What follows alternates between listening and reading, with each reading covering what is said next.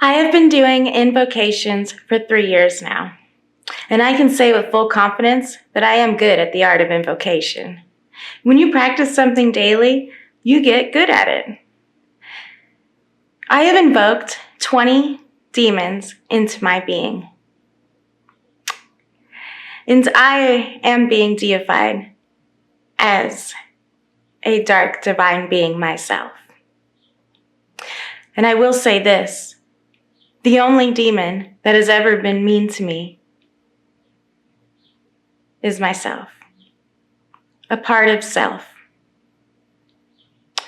A part of self that was driven by perfectionism and telling me things like, you're not good enough, that isn't good enough, you need to do this better, or don't even do it at all if you can't do it, and just being mean to me.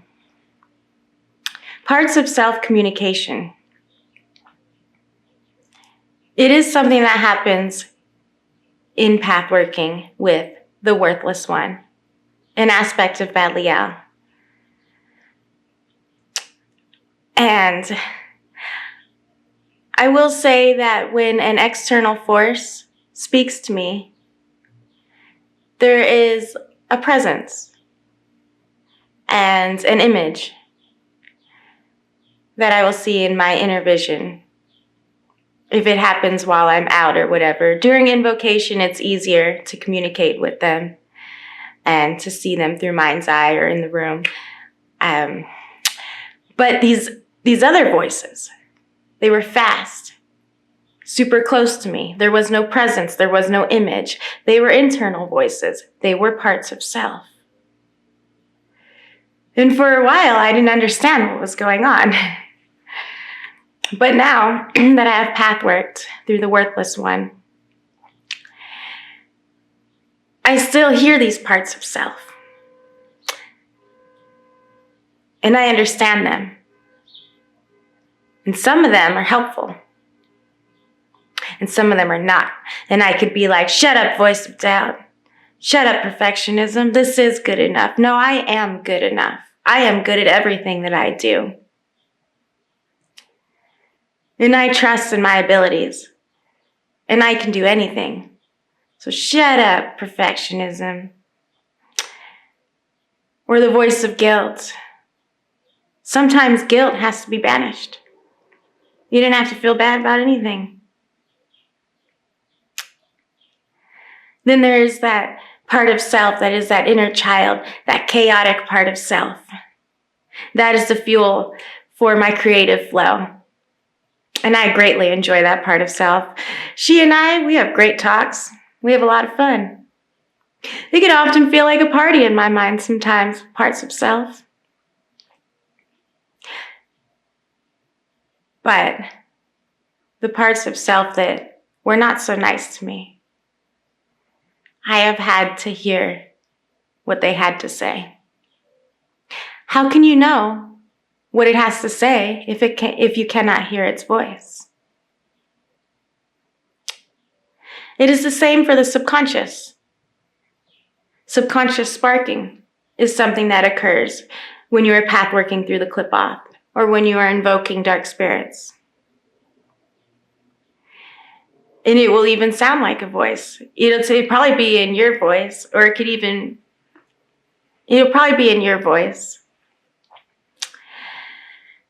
And it's thoughts that are actually in your subconscious that are actually driving you, but you don't usually hear it unless it is sparked, so that you can hear it, so you can know what it's saying, so that you can not listen to it, or so you can dissolve it because it is unserving, because your subconscious is going to be where your magic comes from, where creation of your reality comes from. And you want your subconscious to be clean of all the unserving. Path working through the Qliphoth helps you to make your subconscious your power.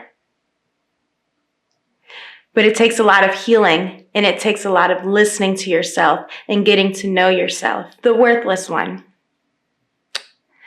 People who actually work with Belial get to understand what that means.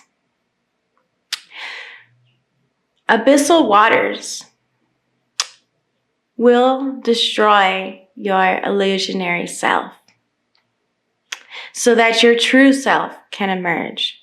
That is what occurs when you are going through the abyss, through the guidance of Belial, the worthless one. And he will show you that your worth cannot be measured. Not by anything that anyone has ever told you, that you have ever told yourself falsely, or that society had programmed into you, or that you thought was true. You will get to know your true self. It will come through. Going through the abyss is brutal. Dissolving parts of self that are unserving. Perhaps there are even parts of self that you were holding on to. It is brutal, but it is rewarding to start to actually get to know who you really are.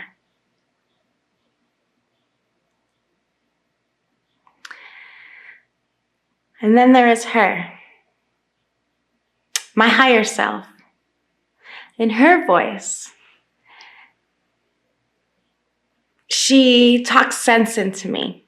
She reassures me.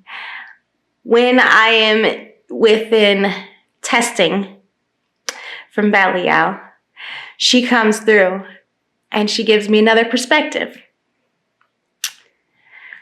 She is fierce sometimes. She is myself upon full completion of deification through the dark path.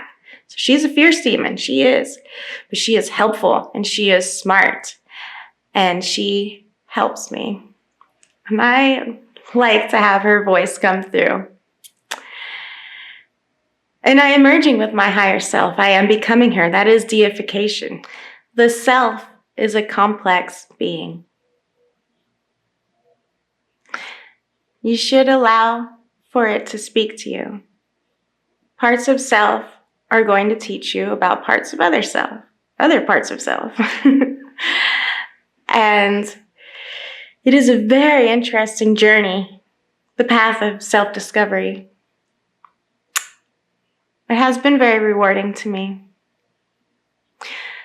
There is a demon named Duke Agarez. And this is video 67. And he likes the numbers 6, 7, and 67. And so I thought I would make this video 67. Duke Agarez and I worked closely for 6 months. He is the master of language. He can teach you a new language. He can even teach you computer languages. He can also help you to communicate with spirits or external forces. And he helps in communication between parts of self and communication with the subconscious. He was very helpful to me. He was one of the first demons to start giving me visions. Ave Duke Agarez. Fun fact, I was getting ready for this video and I was like, I have to wear this necklace. And then it wasn't until I was turning on my camera that I realized this is what his sigil used to shift into for me, like an owl. He was like a wizard that had like a beard and like he rode on a crocodile through the swamp. He was very wise. He told me so many profound things. He'd be like, you see, seeker, you are like the sunflower. Your growth occurs anywhere. I love Duke Agarez. He is really great. So if you want to get better at communication with spirits or with parts of self or with the subconscious or to learn a new language, he is very good at that. I would reach out to him. He's very kind and patient.